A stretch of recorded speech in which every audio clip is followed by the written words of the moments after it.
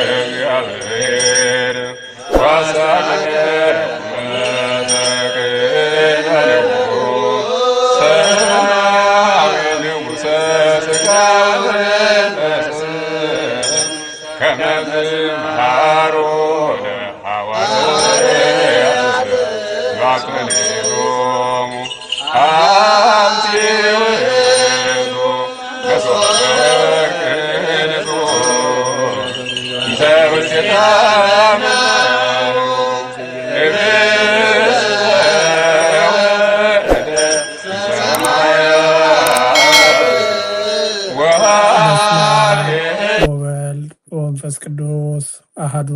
አምላክ በስመ አብ ወወልድ ወመንፈስ ቅዱስ አሐዱ አምላክ በስመ አብ ወወልድ ወመንፈስ ቅዱስ አሐዱ አምላክ።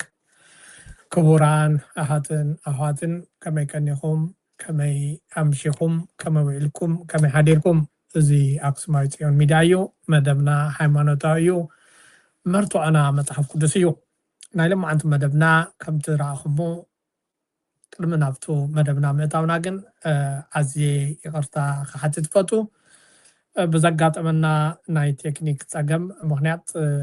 ብዙሕ እቱ መእተዊ ኢንትሮ ክረአ ስለ ዘይከኣለ ብጣዕሚ ይቅርታ ክሓትት ፈቱ። ኣቅፅል ኣቢለ ናብቲ ፕሮግራምና እንከኣቱ ከለኹ ከምቲ ዝረኣኹሞ ዘለኹም ናይ ኣብቲ ግዜና ኣብዚ እዋንና እዚ ዝረአ ዘሎ ኣብ ቤተ ክርስቲያን ይኹን ኣብ ካሊእ ዋዕዋዕ ዝኾነ ነገር ስለ ዘዘኻኽረኒ እዚ ፕሮግራም እዚ ሒዘልኩም መፅእ ኣለኹ። ነቢይ ኢሳያስ ከም ዝበሎ ንእዝንኹም ጭው ዘብል ወረታት ክትሰሚዑኹም ዝብል ወረ ወይ ከዓ እንተፀሓፈ ሃይለ እግዚኣብሔር ቃለ እግዚኣብሔር ስለ ዘሎ እዚ ቃል እዚ ስለ ዝዘከርኩ ዝኹን ዘሎን ዝግበር ዘሎን እዚ ኢሳያስ ነቢይ ዝበሎ ነገር ስለ ዝኾነ ምስኡ ኣተሓሒዘ ፕሮግራም ሒዘልኩም ክቐርብ ፈትየ ኣብ ቅድሚኹም ቀሪበ ኣለኹ። ብዝኾነ ብምድንጋር ይኹን ብዘይምፍላጥ ወይ ከዓ እናፈለጥና ብዙሕ ውድቀታት ከጋጥመና ስለ ዝኽእል እዚ ውድቀታት ቅድሚ ምግጣሙ እቲ ዝመስለና ነገር ምሳኻትኩም እንድሕር ተዛቲና እቲ ነገራት እንተይጋጠሙ ከለዉ ብጋንኡ ክንዓልዮ ስለ ንኽእል ነዚ እቲ ፕሮግራም ሒዘ ክመፅእ ዝፈተኹ። ኣፍቃሪ ፍቕራ ግዕዜናን ሓረፃን ዝብል ፕሮግራም ብመርትዖ ካብ ብራኸ ሾው ዝቐረበ ካሊእ እውን ሓደ ዛዕባታት ከቕርበልኩም ክፍትን እየ። እዚ ፕሮግራም እዚ ማለት ኩሉ ግዜ ምስ ነብሰይ ዝበኣሰሉን ዝማጎተሉን ነገር እንተሃለወ ብዛዕባ ሰብ ንዘይምዝራብ እዩ። ሰብ ኣልዒልካ ብዛዕባ ሰብ ኣብዚ ሚድያ እዚ ወይ ከዓ ንነብሰይ ማለት እዩ ክዛረብ ኣይፈቱን እየ። ንምንታይ እስኪ እዚ ኣይገብርን? ዳዊት ኣብ መዝሙሩ ብዛዕባ ሰብ ግብርሲ ንኸይዛረብሲ ንኣፈይ ሓላዊ ፍለየለይ ወይ ከዓ እንግበረለይ ኢሉ ክዝምር ስለዘንበብኩ ወይ ከዓ ስለሰማዕኹ እዩ ስለዚህ ናይ ሰብ ብዛዕባ ሰብ ምዝራብ ንእሽተይ መሰከፋይ ስለዝኾነ ብፍላይ ኣብዚ ሕዚ እዋን ብዛዕባ ሰብ ገለ ከምዚ ገይሩ ገለ ከምዚ ኢሉ እናበልካ ምዝራብ ምናልባት ባህ ከብለኒ ኣይከኣለን ማለት እዩ እሞ ናብቲ ዛዕባና ቅድሚ ምእታውና ቅድሚ ሕዚ ሓንቲ ጣሽሙ ኣቕሪበልኩም ነይረ ካብ ሸዊት ዝብል ሓደ ሓውና ወፃኢ ዝፈረማ ሰብ የለን ንሳውኒ ብዛዕባ ካብ መንበረ ሰላማ ምእላይ ዝብል እዩ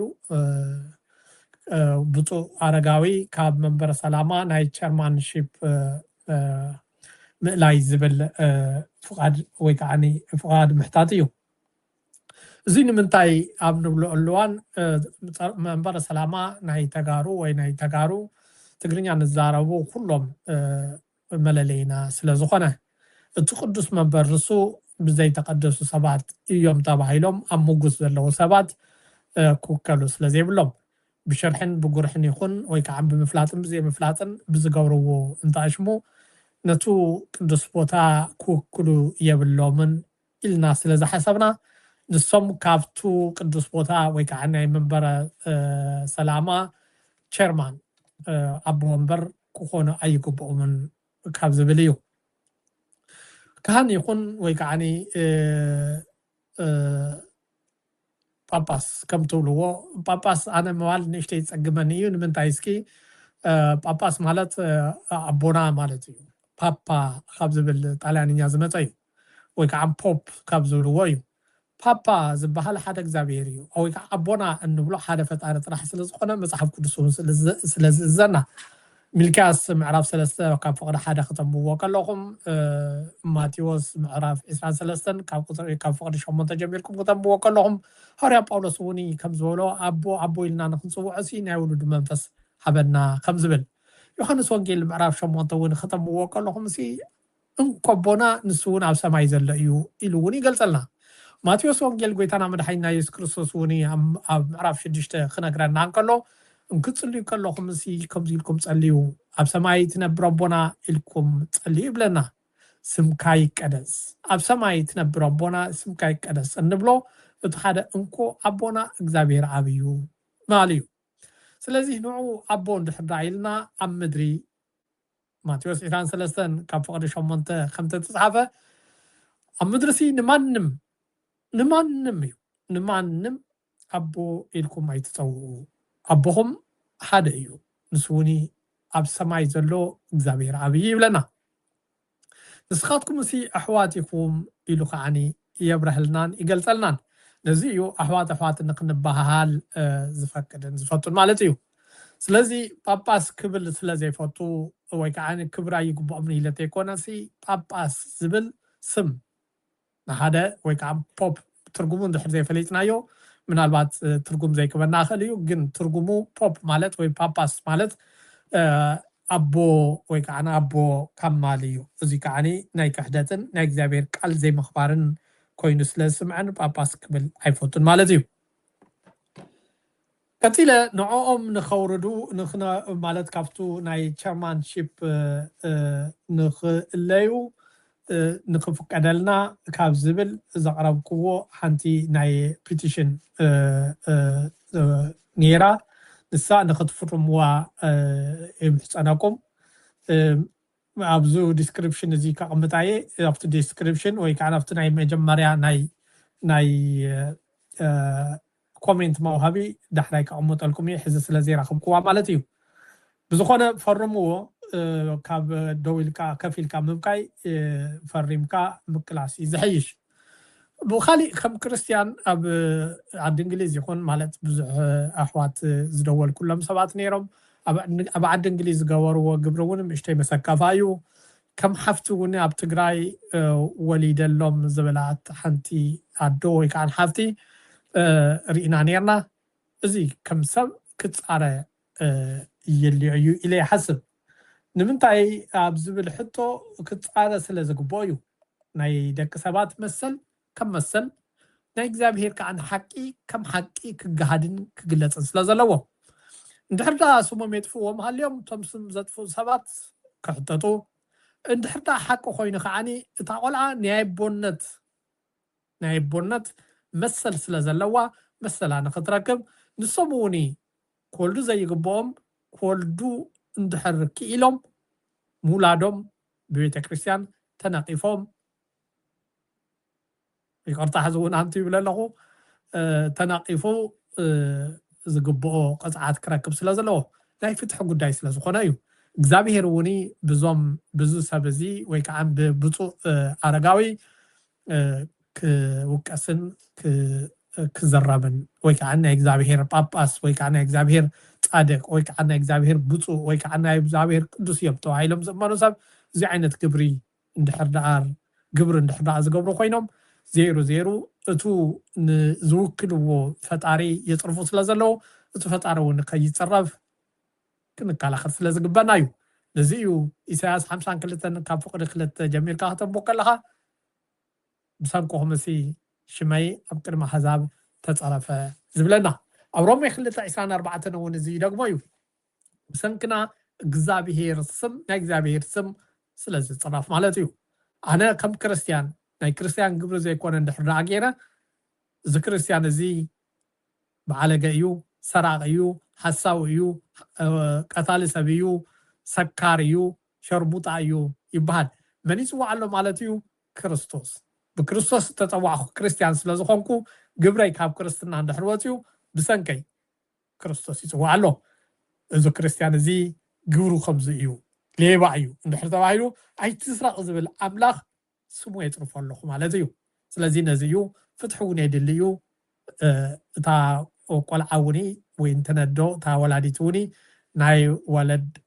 ناي تشكمتلو دكي تشكمتلو مسل كتركب سلازلوا بعبيو خانتا قلعتا تولدت قلعة ناي ولدنت مسل كتركب سلازلوا نزي كتصارن كجهادن جدن سلازخونا مالتي شفافينا كانت رفو سلازي يقبنا كلنا مبزحتو غزي عبرسين عن تزي بصحو كردنا سلازي يخل سلازي مبصحو كم تصقا سلنرد عنبر عبرسينا ويك عرفتنا يقول عبوتا خوينا ندحر مزينا يو حق بحقي كحمنا يزقبا بزخنا زي بيتيشن زي فريمنا نافتو قبو بوتا نخنا بصحون يقبنا او عند انجليز كم تتزرابا عني راهون دويلون كرقاقز فتنكو تقاروحاتنا كم زقالت علي و امحارو ويمحاريتي ويقالملا قم زيقيرهم يوم كنت حازم سولو مشات تسافيرهم مسيومين إلموني بتعمو مناسب بهالو نبي تكشان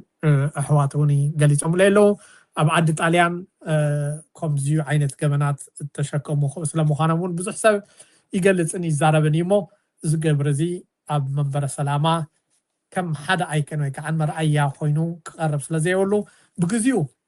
كلا سلازلو كلنا ادكا يلنا ايدا كايلنا زو بيتيشن فريمنا معلب خنقبرالو يلمنن الا بون اللهم ما في بروجرامنا أفكاري فقرا جعزينان حراتان زبل كلمة مخادي حنتي ملقتي كنا خاتكم كل سألكم مفتو تا ملقتوني من البعض بوليتيكاوي تحسو كل واحد يخل أي لوانا يفلتن جن زمتت إن ملقت سلازخونات نعخاتكم كنا جرس لازلني نجرب مسلة تبعالكم كنا جربكم إيه كنمي خلو جن كنمي حزي تزاربكم حد ملاقتي كزخاخركم فوتو انت ملاقتي ساتن كنمي حزي كنمي خلط عمد كبابي ناي إيرترا بريزيدنت إسياس أفوركي مستقراي ناي متراق ديليتن بحقن كم زلوو ندحري تماليسكم ناي لو مخلط عمد زنورة بروغرام بزوح بروغرام سلا زي سراحكم بقليل اختراخو وتخليكم كم تزاربكو كزخاخركم فوتو زيون حزب قاعد نوري لنا كالي امحارو اب معراب تግራይ ቅድሚ ምትሓዛ امحارو አጎን ትግራይ ናይ ምዃን ቴንደንሲ ወይ ከዓኒ ዝንባለ ኸሪእዮም ንስውን ድሕሪኡ ምዕራብ ትግራይ ሓራት ወፃሉ ግዜ ምቕራቡ ኣስተውዕሉ ኢለኩም ነይራ ከምቲ ትሪእዎ ዘለኹም امحارو ወይ ከዓኒ እቶም ተቃለስቲ ዝበሃሉ ናይ ኣምሓራ ክንፍ ዝኾኑ ኣብ ትግራይ ዘለዎም አቋም ቀይሮም ኣብ ጎን ትግራይ ስለምዃኖም ክገልጹ ንሰምዕ ኣለና እዚ ከዓኒ እቲ ምልክት ናይ ሓራ ምውፃእ ናይ ምዕራብ ትግራይ ስለምዃኑ ቅድሚ ሕዚ ተዛረብክዎ እዩ እዚ መልእኽቲ እዚ ዝሓቡና ወላዲና እንዳመስገንኩ ክገልፅ ፈቱ ካሊእ እዚ ናይ ኢትዮጵያን ናይ ትግራይን ውግእ ዝለዓመሉ ግዜ መዓስ እዩ ዝብል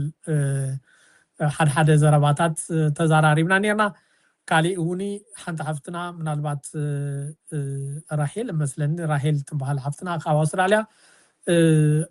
ሰላም ክኸውን ድዮ ኢትዮጵያ ዝብል ቅድሚ 2-3 ዓመት ሓቲታትኒ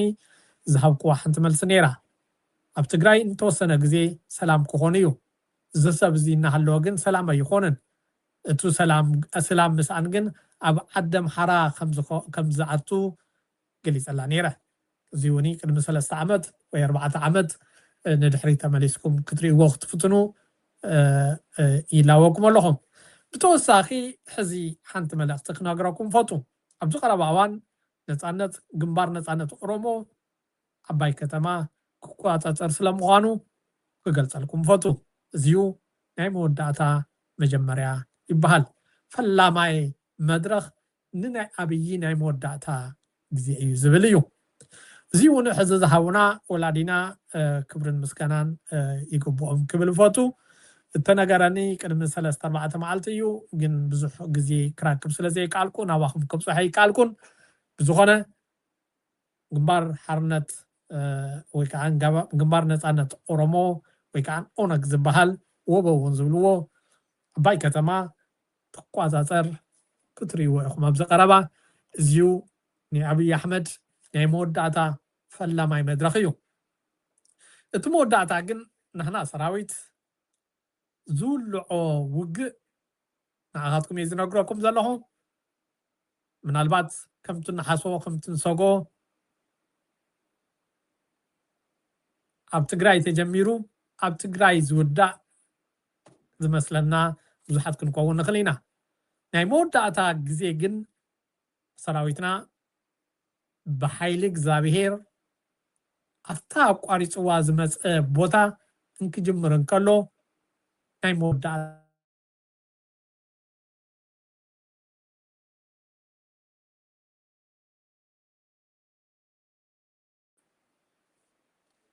ወይ ደብረ ሲና ወይ ከዓኒ ኣብ ደብረ ብርሃን ከባቢ ኣትዩ ኣብ ዝረኣኹምሉ እዋን ንሱ ናይ መወዳእታ ግዜ ኮይኑ ንክምዝገብ ከም ዝምዝገብ ክገልፀልኩም ፈቱ ናብቲ ዋና ፕሮግራመይ ክኣቱ ከለኹ ግን ኣፍቃሪ ፍቕራ ግዕዚናን ሓራፃን ኣብ ቤተ ክርስቲያን ትግራይ ዝብል እዩ ብዙሕ ግዜ ብዙሕ ነገራት ሰናይ ነገራት መሲሎምና ንሪኦም ነገር ምናልባት ጌጋ ኮይኖም ብዓይኒ መፅሓፍ ቅዱስ ይርከቡ እዮም እቶም ሰናይ ነገር መሲሎም ዝረአዩና ኣንፃር መፅሓፍ ቅዱስ ኮይኖም ንረኽቦም ኢና ንኣብነት ኣብዚ ሕዚ እዋን ብዙሓት ዘዕልልሉ ዘለዉ ወይ ዝዛረብሉ ዘለዉ ናይ ኢትዮጵያ ኦርቶዶክስ ቤተክርስትያን ዓብዪ ሆስፒታል ንምኽፋት መሰረት እምኒ ወይ ከዓ ኩርናዕ እምኒ ምቕማጣ ኣብ ደብረ ብርሃን ኣብ ባህር ዳር እዩ ካብ ዝገርም እዚ ምናልባት ከቕንዕና ይኽእል እዩ እዚ ግን ብዓይኒ መፅሓፍ ቅዱስ ጌጋ እዩ መፅሓፈ መቀብያት ሳልሳይ ምዕራፍ 10 ካብ ፍቕዲ 15 ከተንብብዎ ከለኹም ብዛዕባ እዚ ይትንትን እዩ ኣነ ከንብበልኩም ኣይክእልን ወይ ከዓ ኣይደልን እየ ባዕልካትኩም አንብብዎ ካልኣይ ያዕቆብ ምዕራፍ 5 ፍቕዲ 13-14 እዩ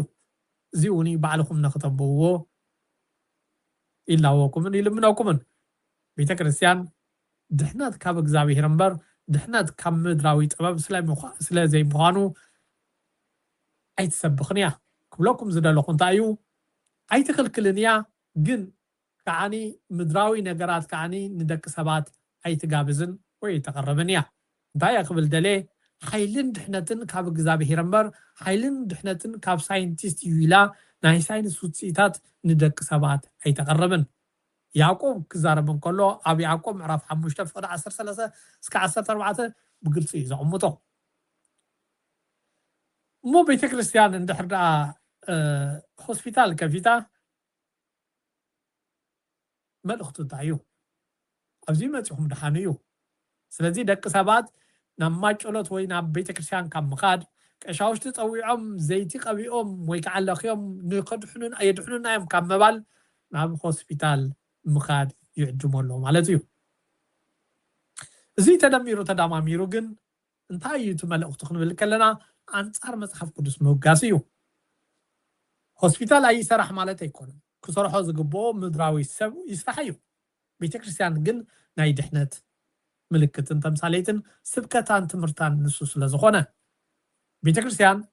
زدحنوكم እግዚአብሔር አብዩ እያኽትብል ዝግባእ እምበር ዘድሕነኩም ሆስፒታል እዩ ዘድሕነኩም ዶክተር እዩ ክትብል ኣይግባእን እዚ ግን ምንታይ ገይሮሞ እንድሕር ኢልኩም ብሓንቲ ቃል ክዛረበኩም ስርቂ ኣብ ስርቂ ዘሎ ባህጊ ገንዘብ እዩ ኣነ ከም ኣነ ኮንትራክተር ከለኹ ሕዚ መንዮም ትልዎም አብርሃም ትልዎም ናይ ኢትዮጵያ ኦርቶዶክስ ራጉኤል ቤተክርስትያን እናመሓዳደሩ ኣብቱ ራጉኤል ቤተክርስትያን ዘሎ ሬስቶራንት ከርቭ እንድሕር ኢኹሞ ክልተ መዳይቦ ዘለዎ ኣነ የሰሪሐ እዮ እዚ መዳይቦ ዘለዎ ሬስቶራንት ኢብራይስጥ ፋርማሲ ዝበሃል ዋና ናይ ፋርማሲ ዘሎ ዮሃንስ ዝበሃል ትግራዋይ ንዓይ ኮንትራት ሂውኒ ዲዛይኑን ስርሑን ብሙሉ ባዕለይ ፐርስፔክቲቭ ማለት እየ ባዕሉ እንታይ ክመስል ከም ዘለዎ ፐርስፔክቲቭ ሰራሕዎ ኣነ እየ ክሰርሖም ከለኹ ንሶም ናይ ራጉኤል ቤተክርስትያን መማሓዳሪ ነይሮም ኣብ መንጎ ገንዘብ ክኸፍለኒ ስለዘይከኣለ 140,000 ቅርሺ ኣብቲ ሽዕዋን ኣነ መንእሰይ እየ ወዲ 20 ገለን ዓመት እየ 140,000 ቅርሺ ስለዘይከፈለኒ ተኻሲስና ክብል ከለኹ ናብኦም ኣቕሪበዮ መስቀል ኣውፂኦም ማለት ትውሽጢ ምስጢር ፈልጥ እየ ናይ ቤተክርስትያን እንታይ ከም ዝግበር ክብለኩም የደለ መስቀል ኣውፂኦም ኣታዕሪቖም 70,000 ግደፍ 70,000 ቅርሺ ክፈልካ ተባሂልና 70,000 ቅርሺ ቼክ ሂቦምኒ 70,000 ቅርሺ እንተዘይሂቡካ ባዕለይ ክበካ እየ ኢሎም ቃልኣትዮም ተፈላለዩና ክኸፍለና ይከኣለን ኣይግዳስ ቼከይ ሰሪቁኒ ወይ ከዓ እንጠፊኡኒ ዝረኸቦ ከዓ ንሱ ኢሉ ቀዲሙ ንኸይከሶ ከሲሱኒ ኣብ ፍርዲ ቤት በሉ ክኸፍለና ይከኣለን ኢላ ኣብ ዝቐረብ ኩሉ ኣነ ካበይ ምፅእ ከፍለካ ኢሎም ዝኽሓዱኒ ሰብ ሕጂ ኣብ ባህር ዳር ሆስፒታል ይሰርሑ ኣለዉ እዚ ስራሕ እዚ እቲ ውሽጢ ምስጢሩ ክነግረኩም ከለኹ እዚ ስራሕ እዚ ገንዘብ ከመይ ይርከብ እምበር ነፍሲ ከመይ ይድሕን ስለዘየግድሶም እዩ እዚ ክብለሉ ዝደለኹ መቸም ኩሉ ነገር ደድሕሪ ኢትዮጵያ ንኸይድን ንብገስን ሰባት ስለ ዝኾነ ናሃታቶም ስራሕን ባህግን ስለ ዘሐጉሰና ወይ ከዓኒ ክንክተሎም ስለ ዝገብረና እዚ ተኸቲልና ንኸይንኸይድ ካብ ዝብል ሓሳብ ስለ ዝሓደረኒ እዩ ንሳቶም ሆስፒታል ስለ ዝኸፈቱ ፅባሕ ንጎ ንሕና እውን ቤተክርስትያን ገንዘባ ኣኪባ ሆስፒታል ክትከፍት እያ ኢልና ንኸይንሓስብ እዩ ሆስፒታል ክኸፍቶ ዝግባእ በዓል ምድራዊ ጥበብ ዝወነነ ናይ ዶክትሬት ወይ ከዓኒ ናይ ሕክምና ስነ ጥበብ ተምሃረ ሰብ ደኣ እምበር ቀሺ ኣይኮነን ብመሰረቱ ገንዘብ ከተመሓዳደር ዝግብኦ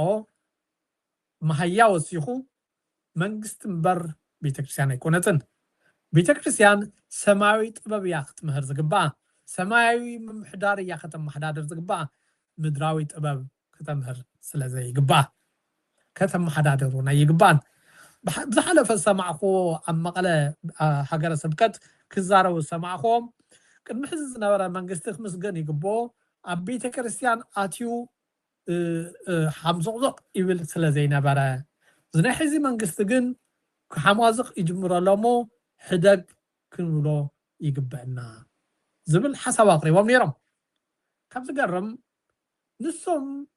ቤተክርስትያን ምምሕዳርን ገንዘብ ምምሕዳርን እተፈላለዩ ክልተ ተፈላለዩ ነገራት ስለምዃኖም ክርድኡ ስለዘይክእሉ ኣይኮነን ኣግዳስ እንተይተረድኡ መሲሎም ሰብ ከደናገሩ ስለ ዝደለዩ እዮም ገንዘብ ምምሕዳር ናይ መንግስቲ ግብሪ እዩ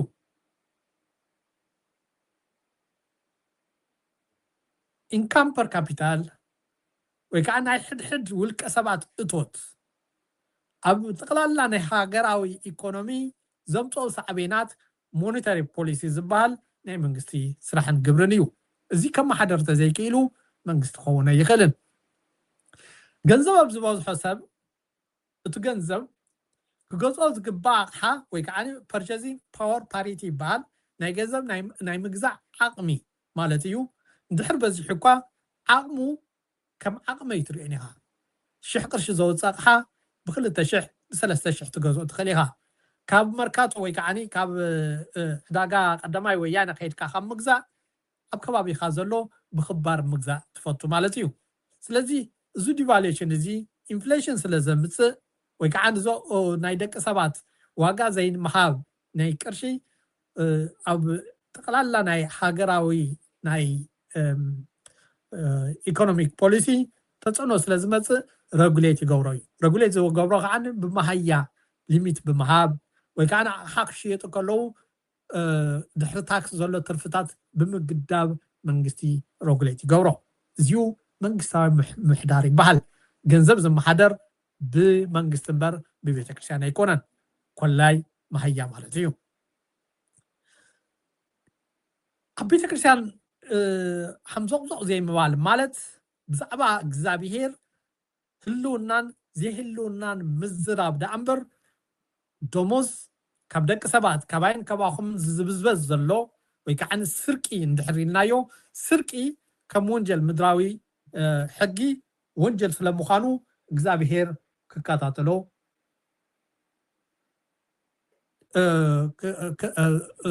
መንግስቲ ክከታተሎ ናይ ግድን ስለ ዝኾነ ማለት እዩ ብዝኾነ እዚ ሓዋዊሶም ንደቂ ሰባት ስለ ዝምህሩን ስለ ዝዛረቡን ምናልባት ንከይትደናገሩ ካብ ዝብል እዩ ናብቲ ዋና ዛዕባና ሕተት ዝግብኦ ሕቶ እዩ ሓቲትክኒ ኣብ መንበረ ሰላማ ያው ቦቶ ድሕሪት ዝወልክዮ እየ ክጅምር ንሕና እኮ እቲ ኣንፈት እዞም ሰብኣይ እዚኦም ከፊቶምልና ኣለዉ ያው ኣቦ እዮም እንተሎ ሽሞም እውን ኣባ ሰላማ ኢሎም በዓልቶም ሂቦሞም እዮም እቲ ግዜ ዝጠልዎ መንገዲ ከዓ ከይዶም ያው ብልጢ መምህር እዮም ካብቶም ዘለዎ ቦታት ብግልፂ እንተመፂና በቱ ናይ ቤተ ክርስቲያን ሞያ ብቁዕን ፈላጥን እዮም ብፁዕ ኣቡነ ሰላማ ንመንበረ ሰላማ እንኳን ኣባልነት ኮይኖም ብስራሕ መካየዲ ወይ ድማ ካብኡ ንላዕሉ በቦነት እውን ክመርሑ ይኽእሉ እዮም ካብቶም ዘለዎ ቦታት እዚ ግልፂ እዚ እንታ መን ኢና ረኺብና ካብ ብፁዕ ኣቦና ኣቡነ ሰላማ ኢና ረኺብና ብሄር ሕጊ ዝብል ክወፅእ ተገይሩ ብክንደይ ፃዕሪ ምስ ከምኦም ዝመሰሉ ኮይኖም እዚ ተቃሊሶም ክወፅእ ተሎ እዚ ወፂኡ ድማኒ ኣብ ተግባር ይውዓለ ይውዓል ዝብል ሕቶ ምስ ቀረበ እዚ ነገር እዚ ብዝተነፀገ ተነፂጉ ብክወፅእ ዝኽእል ነገር ወፂና ዋና በፂሑ ንፅበዮ እውን ስለ ዝነበርና ንከታተሎ እውን ስለ ዝኾንና እዞም ብፁዕ ኣቦና ብስሩሕ ክብሪ ምስጋና ዝለዓለ ኣለና በዚ መሰለ ሃዋርያዊ ተልእኮ ክቕፅሉ እውን ቤተ ክርስቲያንን እዚ ግዜ እዚ ዝጠልዎ ሰዓቱን ስርዓቱን ስለ ዝኾነ ነቶም ኣቦና ሕዚ እውን ኣብ ጎኖም ኢና ክብሪ ምስጋና እውን ኣለና እዩ ካብኡ ብላዕሊ እውን ኣቦ ኮይኖም ብትክክለኛ ቦታ ሒዞሞ ዘለዉ ከፈፅሙ እግዚኣብሔር ይሓግዞም ካብ ሰብ ዝበሃል ዝጅመር እምበር ዝፍፀም ፍፃሜ የለን እግዚኣብሔር ተፈቂድዎ ክፍፀም እዩ ክፍፅሙ እዮም ንሕና ድማ ክንክተሎ ኢና ነዚ ነገር እዚ ንምክታል ግን ሓንቶ እውን ገሊፁ እየ ነይረ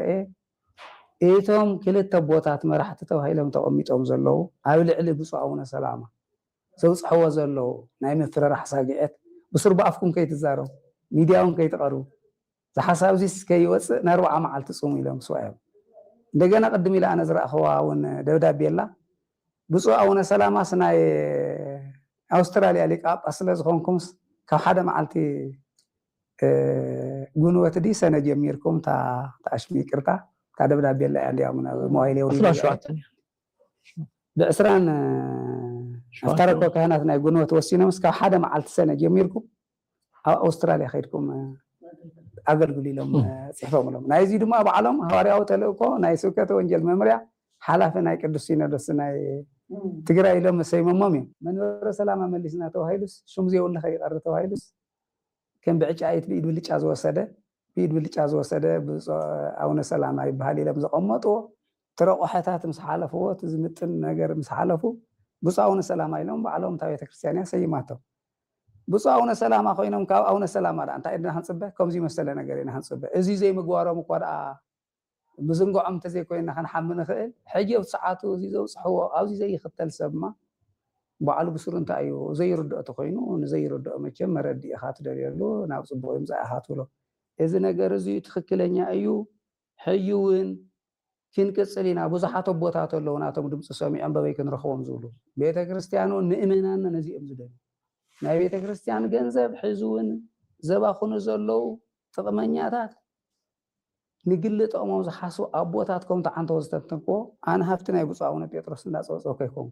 ታም ኢሎሞ ዝብል ነገር ዝመፅእ ዘሎ ግን ከምዚ መሰለ ሰባሲቦ ህንፃ ይሰርሐሎም ህንፃ ናይ ሰብ ግን ኣይሰብሰቡ ህንፃ ናይ ስላሴ ግን እንዳፈረሰ ኣብቲ መንበረ ሰላማ እዚ ዝሰርሑ ዘለዉ እቲ ህንፃታት ንመን እዩ ነንባዕሎም እውን ተኻፊሎም ኣትዮም ኢሎም ነጊሮምና ኣለዉ ብዘይ ዕጫ ዝኣተወውን ኣሎ እዚ ከምዚ ናይ ቆልዑስ ሓልዋኻ ክትወፊሮም ገዛ ጎጆ እንዳበሉ ይሰርሑ እሞ ምሸት ተንከፍቲ ክከዳተሉ ኣፍሪሶሞ ዝኸዱ እዚኦም ዝገብሩ ዘለዉ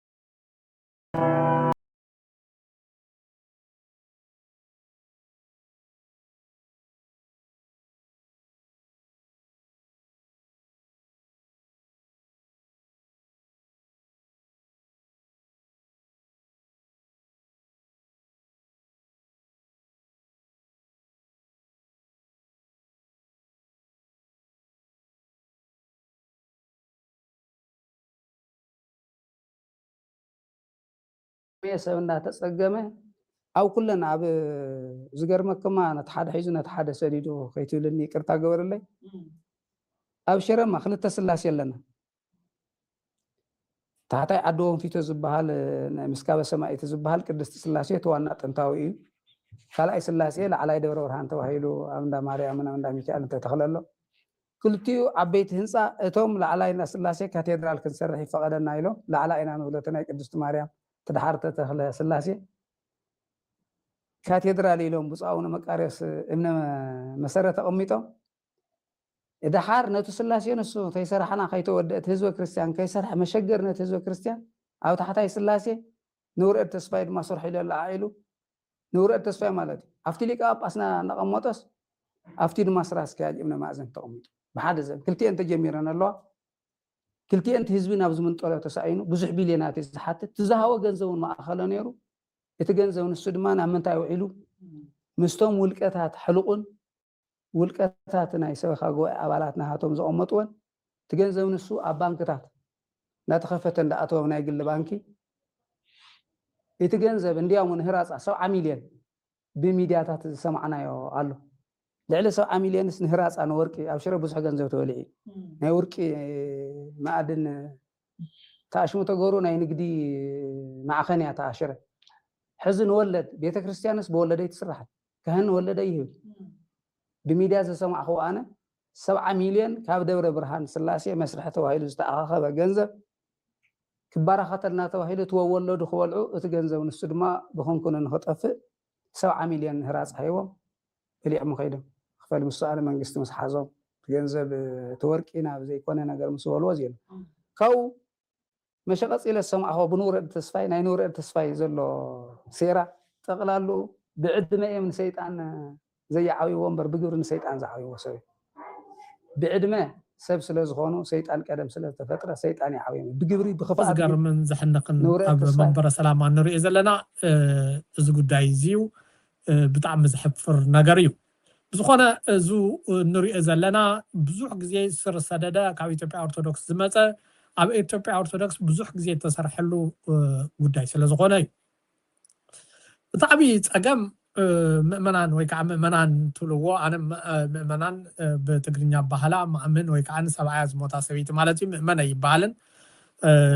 شوا يزبال بتقرنيا كهان زي كونه شوا يبال مؤمن زبال 7 زموتا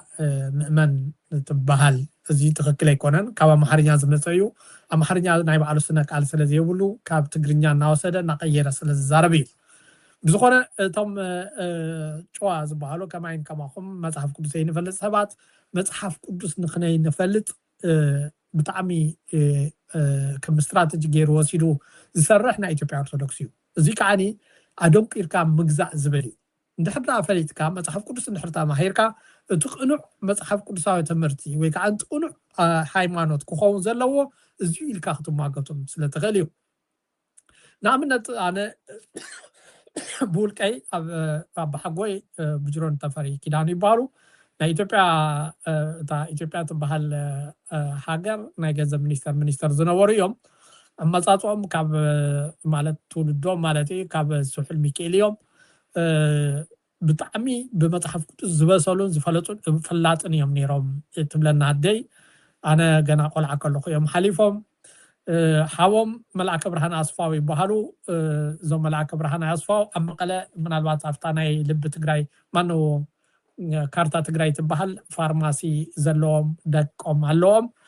እዚኣቶም ኣብ መፅሓፍ ቅዱስ ዝነበሮም ኣፍልጦ መልአከ ብርሃን ኣስፋው ናይ ቤተክርስትያን ናይ ኢትዮጵያ ኦርቶዶክስ ቤተክርስትያን ናይቶም ግብፃዊ ጳጳስ ፀሓፊ እዮም ነይሮም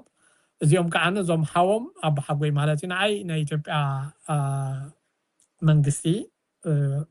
ሚኒስትር ገንዘብ እዮም ነይሮም እዚኣቶም ብመፅሓፍ ቅዱስ ብጣዕሚ የንብቡ ስለዝነበሩ እቲ ትክክል ዘይኮነ ነገር ትክክል ኣይኮነን እናበሉ ይዛረቡ ስለዝነበሩ ኣባሃኒ ዝበሃሉ ስነ ቁጠባ ብጣዕሚ ኢትዮጵያ ናብ ምዕባለ ዘሰጋገሩ ኣባሃኒ ዝበሃሉ ትግራዋይ ብምስኪንነት ብሓቅነት ከዓን ክትከዱ ከለኹም ሊጋባ በየነ ዝበሃሉ ከም ዝነበሩ ኣነ ሓጎይ ትነግረና ነይራ ኣደይ እውን ትደግመልና ነይራ ሊጋባ በየነ ብጣዕሚ ካብ ዝገርሙ ድኻ ይበደል ናይ ድኻ ማዕረይ ትብልዑ ጠስሚ ኣይትውሰዱ ኣይትስረቁ እናበሉ ሓሽከራት ናይ መንግስቲ ዝዛረቡን ዝምጉቱን ዝነበሩ እዮም እቶም ሓሽከራት ናይ ቤተ መንግስቲ ኣብ ቤተ መንግስቲ ከባቢ ክነብሩ ከለው ድኻ እናባረሩ ካብ ገዝኡ እናፈናቀሉ ገዝኡ እናወረሱ ክነብሩ ከለው ዘይፈናቀልዎ ከዓ መዓሩን ፀብኡን እናዘረፉ ክበልዑ ከለው ንሶም እዚ ኣይትግበሩ ኢሎም ጨርቆስ ዝበሃል ከባቢ ከይዶም ጨርቆስ ዝሰረቱ ወላዲ እዮም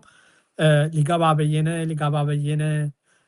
ጠጅ አልጠጣ ብሎ ውሃ የለመነ እንደ ኮራ ሞተ እንደተጀነነ ተባሃሉ ወላዲ እዮም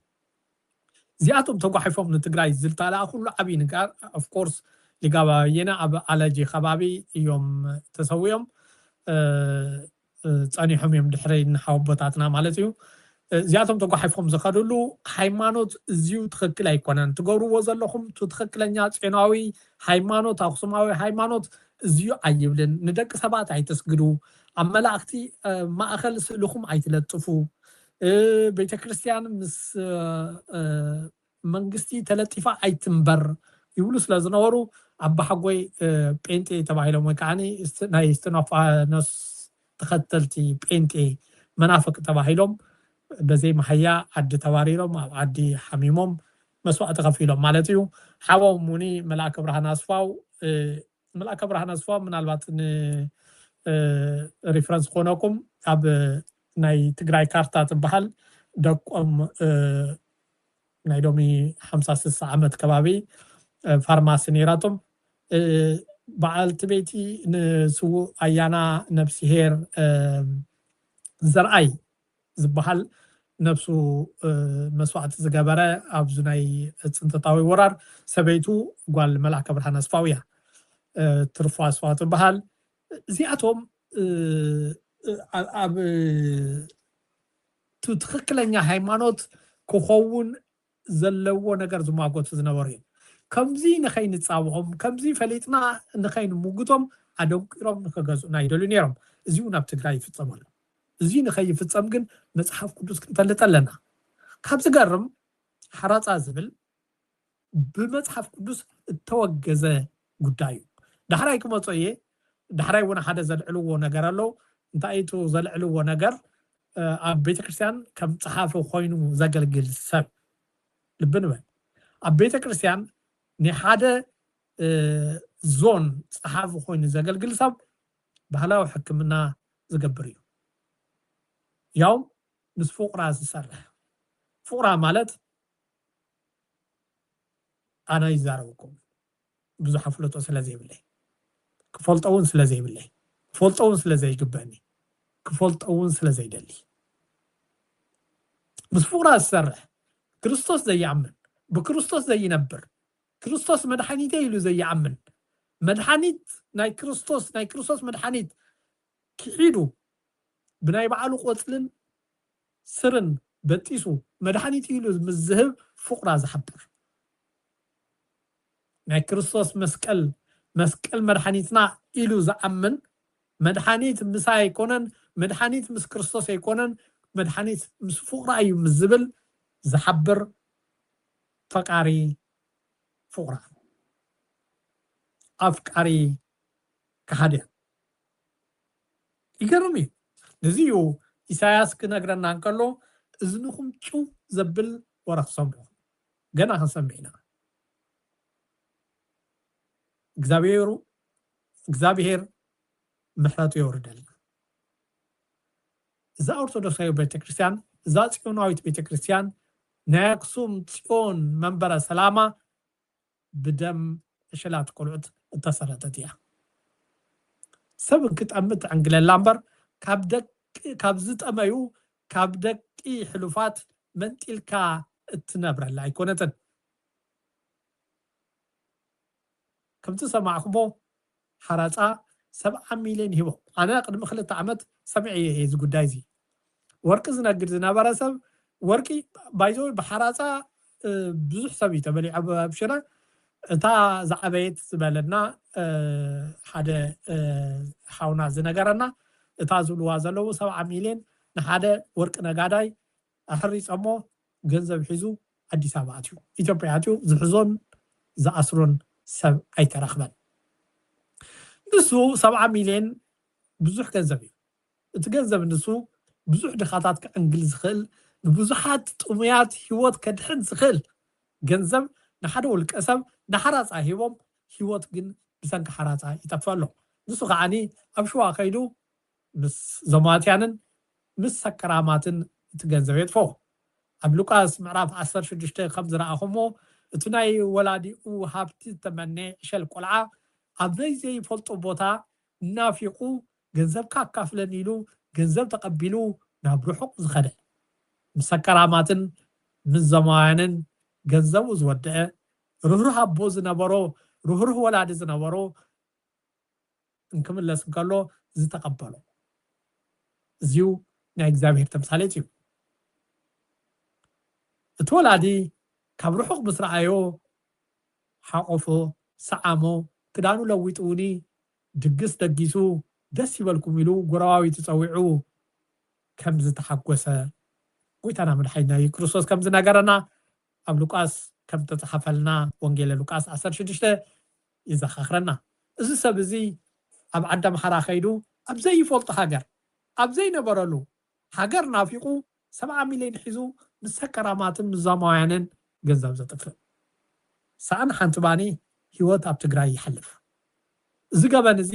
ናይታ ቤተ ክርስቲያን ገበን እዩ ሓራፃ ክበሃል ከሎ ግን እንታይ መጽሓፍ ቅዱስ ዝምህረና ነዚኡ እቶም ኣብ ቤተ ክርስቲያን ዘለው ካህናት ኢና ዝብሉ ሰባት እንተሓመመ የድሕኑ እንደም መድኃኒት ዓለም እዩ እናተባሃለ ክርስቶስ ካብ ምእማን ኣውፅኦም ብመድኃኒት ብንዋት ንኸኣምን ቤተ ክርስቲያን ሆስፒታል ትሰርሕ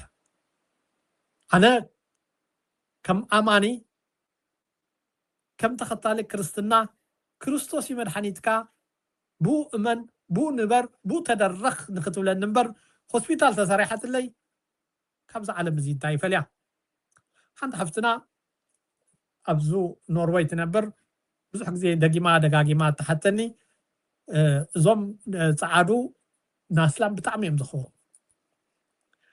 ኣስላም ብጣዕሚ ዓብይ ክብሪ ኣለዎ ትብለኒ ዝሓፍትና ንምንታይ እዮም ንእስላም ዘኽብሩ ኢላ ደጋጊማ ትነግረኒ ነዚ መልሲ ስለ ዘይረኸብ ኩሉ እስከ ግዜ ሃብኒ ኢለ ክዕዘብ ጀመርኩ ተዓዚቦም ሱቅ ኣይበልኩን ንኖርዌጅያን ሓተትኩ ትዕዝብተይ ምስተሕናሃታቶም ኣረኣያን ኣጠማምታን ሓደ ድዩ ካብ ዝብል ንምፍላጥ ትዕዝብተይ ብልቤ ሒዘ ናብቶም ኖርዌጅያን ከይደ ንምንታይ ኣኹም ክርስቲያን ምስ እስላም ንእስላም ብጣዕሚ ተኽብሩ ኢለ ሓቲተዮም እስላም ኢሎሙኒ ባህሎም እምነቶም ኣይገድፉን ክርስቲያን ግን ባህልኹም ደብሪኹም نحنا زي قبرنايو وين نحنا نقبرو دقيمكم تقبرو سلم انتاي نعخاتكم نخبركم نعنا ريقكم بأنا تستحاون دحركم نحنا بأخاتكم كن السحابين خلينينا نحنا نقبروكم تقبرو ببتان تتخينا ببتان تتخدو بفلاي دك أنسيو كمشان دبرين بقومتا أقول قاتلا زي فولتونا هندي أقول قاتلا أسلام جن كمشان يدبران أقولني تقللا تقول بيني خدا يوم بغندي حنقاقن بغندي حفتن زعبيا أسلام تو سلهيوتنا كبور واغاز خفلا كريستوس جن نخنا تعرفو رومي كلتا 24 إساس 50 كلتن أنتو خمس نجاركم نخنا تعرفو جن ددحر أحزاب أحزاب بهلن أمنة نختل أنا وين بتعم تحويسة تعذبتي نصوص لازم هذا كل جزء زاربو دقاقي ما ونزولو نمنت عينا نهزاب مصحف قدس إنفاكتي نقرنا أحزاب تروحهم كم زخدوه تروحهم أي تخيدو إلى خمس معدنا دقاقي ما زاربي زي خاني كبري نعنا كبرنا أملاخنا نخلونا أملاخنا ززنان حقتاتن تزازاتن كان خبر سلاز قبنا ثم أحزاب النبلوم ثم إسلام امنتي يبلومني إلنا نعقم أسلام حقن تزازن زي توهاوم أسلام بحقن بتزازن كنبرو كلو بناي سبات حقن تزازن كنبرو كلو نحنا أملاخنا زحبنا حقن تزازن كنقدف كلنا جن حق بحكي كم من عقن العلي كن واردي زقبنا سكي أوروبا زعتوت كريستيان رايوا من البات يقرطا النزار عربي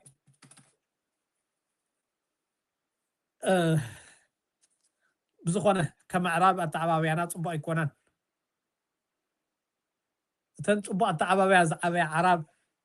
كمشن تي دبريا قلوابن تي قنطتا انكنا بران كلوا تنحنا كم أنا التعبابيا زي بالنا سبات بمدراوي ميزان زمزن زلهم بسماوي ميزان أبي خبر زلنا كريستيانات قدمنا نتوم حزاب نمثل حزبنا كزرب زي قبوء زرباتات نزارب نتعرف نايبع لقنا قالات نوت كبر دعمو كبي ببي يحالفنا نحناس كدفوه نتعقسون رورون أملاخ نتعرفن ننعقن كوينا نركب لنا بتعمل كابز قرم حراسة تزودقن تزرع خسن بكزابيهير أملاخ توقزن قدايو أيقونن كو حوكا نتريد فلط سبون كان حراسة حريسكا كتبلع يقباكا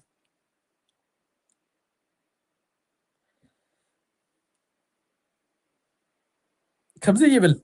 لويان معرف عسران حموشتن فقد 30 شموتن مساخا زل حوكا انت داخاي داون انت زحاله كم غاشا تحجزو مساخا ينبر كم حوكا ترفي ولد ايتو سد كم حوكا ترفن ولدن ايتو سد املاك افراح انا اغزابيري املاك افراح الزين حق انتزازاتنيو املاك افراح أنا اغزابير املاك ايه كاب حاوكا ترفن ولدن ايتو سد داويت انتا يبلن سناي قبري كمي كم زي صدق كمي اغزابير مساها خمزة عسل كقالس انقلو كم زي يبل عبدون كان كاز حدر منيو عب قدس مبخاخة بقلعنا زخيد صدق زقبر بلبو حق ززارب زي مسل ኣብ ልዕሊ ብፃዩ ክፍኣት ዘይብሉ ሓጢኣት ዝነዓቐ ፈሪሃ እግዚኣብሔር ዘለዎ እግዚኣብሔር ዘኽብር ጻድቕ ዘኽብር ዘይፃረፍ ገንዘቡ ብሓራፃ ዘየልቅሕ እግዚአብሔር ፈሪሃ እግዚአብሔር ዘለዎ ዘይፃረፍ ገንዘቡ ብሓራፃ ዘየልቅሕ እዚ ቤተክርስትያን ትገብር ተኣምራት እዩ እዚ ሓራፃ ናይ እግዚአብሔር ቤት ዘመሓዳድሩ ጳጳሳትን ናይ እግዚአብሔር ቤት ዘመሓዳድሩ ካህናትን ይሕርፁ ኣይኮነን ካህናት ኣይኮነን ብሰም እግዚአብሔር ተኣከበ ገንዘብ ኣነ ንስኻወትኩምን ንዝለመነካ ይብል ጎይታና መድሓኒና ኢየሱስ ክርስቶስ ኣብ ሉቃስ ምዕራፍ 6 ፍቕዲ 31-38 ሰናይ ግብሪ ንዝገበረልኩም ሰናይ እንተገበርኩም ዋጋኹም እንታይ እዩ ሰናይ ግብሪ ንዝገበረልኩም ሰናይ ግብሪ እንተገበርኩም ዋጋኹም እንታይ እዩ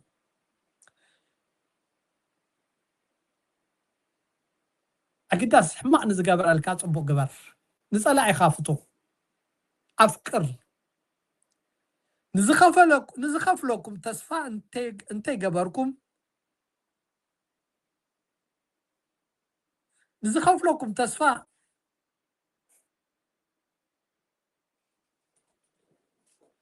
ንዝኸፍለኩም ተስፋ ዝትገብሩሉ እንተለቃሕኩም ተስፋኹም እንታይ እዩ ዋጋኹም እንታይ እዩ ጠላእትኩም ኣፍቅሩ ሰናይ እውን ግበሩሎም ንክምልሱልኩም ተስፋ እንተይገበርኩም ኣለቅሑ ዋጋኹም ብዙሕ ክኸውን እዩ ኣይኮን ብሓራፃ ክመልሰልካ ንዘይኽእል ሰብ ኣለቅሕ ሃብ ዓድል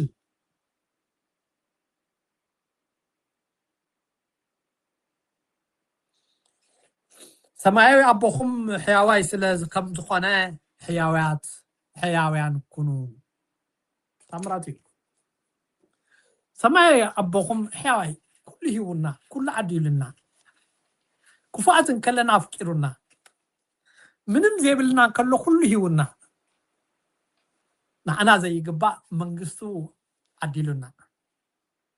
الحقنا كلنا سعبنا أين قبل زبلنا هيوت كوينو متخاتلنا كابزين لعلى حياونا تلو سماع بهم حياواي كم سخونسي حياوان كونو ببيت تسلكو مثلا نحونا كحونا تقبلنا خحونا أكيمنا نتوز دخاي كم مبلع نتوز دخاي دليتو كم مبلع نتوز لك حنا نتوز حبنا يقرطا تملسنا نلكحو يوم بحراس عند حدا أخوينا صدق እግዚአብሔር በበይ خمسنا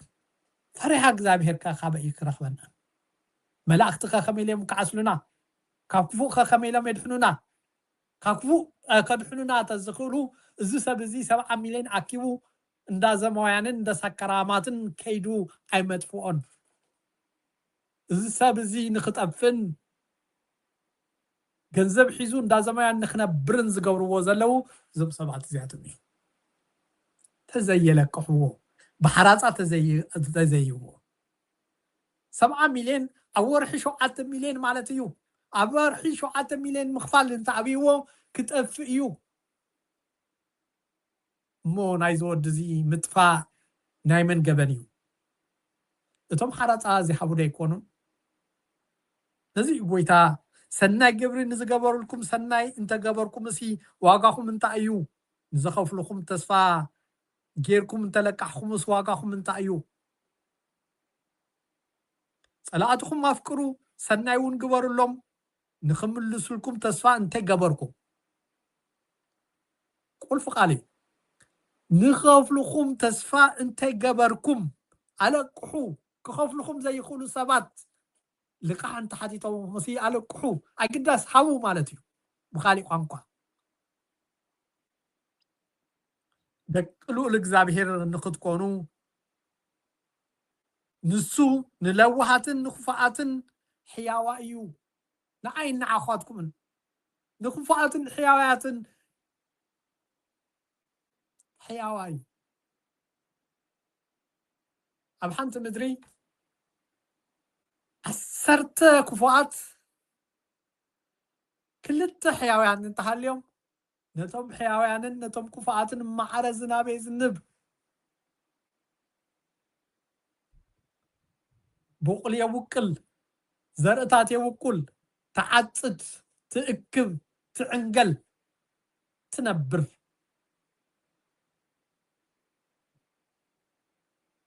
بموتنا انت حدقة هيوت بموتنا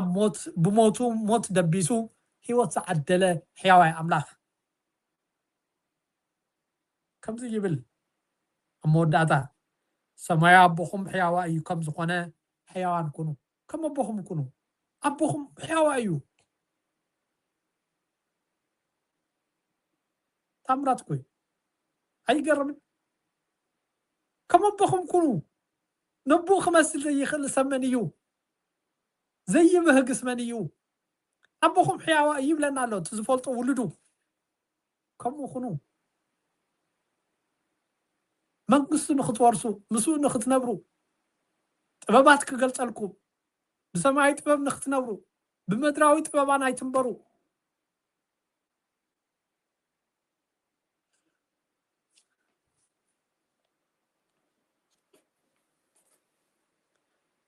نحنا كاوحاونا بحراتا نرخو جنزبي زبلتنا نحنا ناي أملاخنا حياونا تايكونا ناي سيطان كفآت يو زبهجنا نحنا كفآت كم فلتات تحتنا خمودكات نقطر سباتينا تحت نزبله ويدخايو ويمهايمي لبنا في حين الزقادة مهوريو فلاتيو تتصرافاي كل خطلو كل فلويولو كل يسمو تحتنا زمهر نعقيو زين كريستوس تساقله تحتنا نايبو خمهرنا بقبر خريئنا كاب سمايا سمايا وريدو أبزات المات مدري حديرو انكم هرنا زنعقنا ينسلعناين زقبر زيتين عندكم زلنا اتوم عم مصحف قدس نريهم سناي قبر يكونن لنا ننعقم بخالي يكون بحدا يكون بخالي ملكع اني دقوم زلنا نزيو كاب قبر نحاتاتهم ايتم هرنان كاب تخفو قبري كريستوس سقلو كاب حبو زقتله كاب قايل قبري زيتا مهارنا نزيو حزوني 7 مليون حريصنا ب7 مليون كدحن زنبره هيوت احواتنا نقتل زلنا نزيو كم تلو قوم فرس كم زيلنا نقد ندحر هالينا يمانن صقامن رينا غنازيمنا ننبر تزي كوينا طفاتنا قرباي صلاينا 360 ديجري زري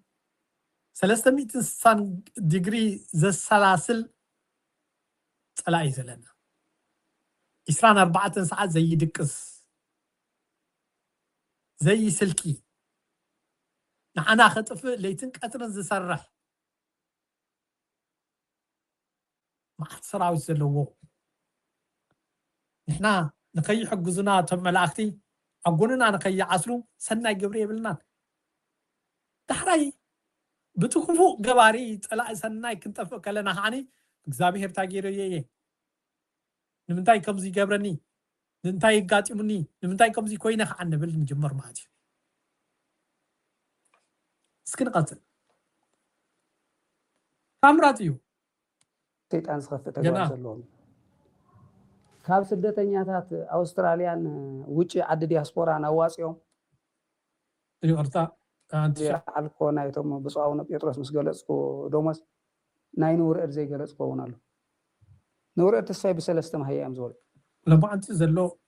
ተፃብኡ ናይ ንውርኤድ ተስፋይ ተወልደ ናይ ብሰለስተ ማህያም ኣብ ሃገረ ስብከት 78,000 ቅርሺ ስኢሉ ብዘይካ ድጎማን ይስማዕ ኣሎ ኢለ ይሓስብ ኣውዕል ኣበልን ብቐጥታ ናብ ሒሳቦም ዝኣቱ 78,000 ኣሎ ካብ ደብረ ገነት መድሃኒ ዓለም ከይቀደሱ ከይፈትሑ اسمع له دو ባህል ስራሕ ድርሻ ዘይብሎም ብስብከተ ወንጀል መምርያ ቢልካ ቁፀረን ኢሎም ናቶም ልኡኽ እዛ ናይ ፍቅራ ከስምዐኩም እንዴ ደለ ልዕሊ 25 ኣብ ቤተክርስትያን ምስ ፍቅራ ዝሰርሕ ሰብ ይቅርታ ግብሩለይ ብወርሒ ሲሉ ብወርሒ ናብ ሒሳቦም ዝኣቱ ማለት እዩ ዝለኣኽ ቃልሲ እዩ ናይ ቴክኖሎጂ ነገር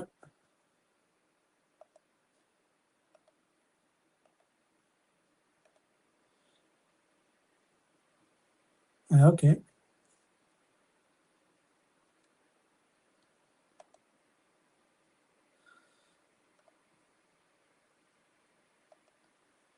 اوكي تدبري مو على عود عمت توهيلو دما لعل 50-60 قرشي بعود عمت غزي يزوهو حلقه زي انت زي غورو لو ما انت مدهاني على دموا نتو من انكرو مدهاني على كريستيانيا أبار في دوم زي أنت زي لي هنا كل يوم صباح أحمد هاني علم تحرك دمت لنا حزي تحيز وصلنا زي أتو زي مري كوفتنا يرداتا كومشن مسوا سبي ناي تجرا يزلو ناي صقوماتو هاي لازم سوانا أوزيون بتعمي لما أنت بتعمي بزح تجمع ما قات مناي لنا كرتني زمسنا بحسابهم ناي لي حسابهم دمال ኣብዚ ይካተታየን እዚ እውን ድምፀ የለና ዝበሃል ዘሎ 50 ሚልዮን ህራፅ ሂቦም እዮም ንሪኦ ተስፋይ ዝብል ብሚድያ ሰሚዐ ክህወት ኣለኹ ይረኣኹን እቲ ዝወሰደ ይቅርታ ብዝኾነ ኣብቱ ተኣሽሙ ኣትኹም ክትሪእዎ ትኽእሉ ኢኹም ኣብ ወይ ብካሊእ ፕሮግራም ሒዘልኩም ክቐርብ ክፍትን እየ ኣብ ብራኸሻው ኣትኹም ክትሪእዎ ትኽእሉ ኢኹም ኢለ ይሓስብ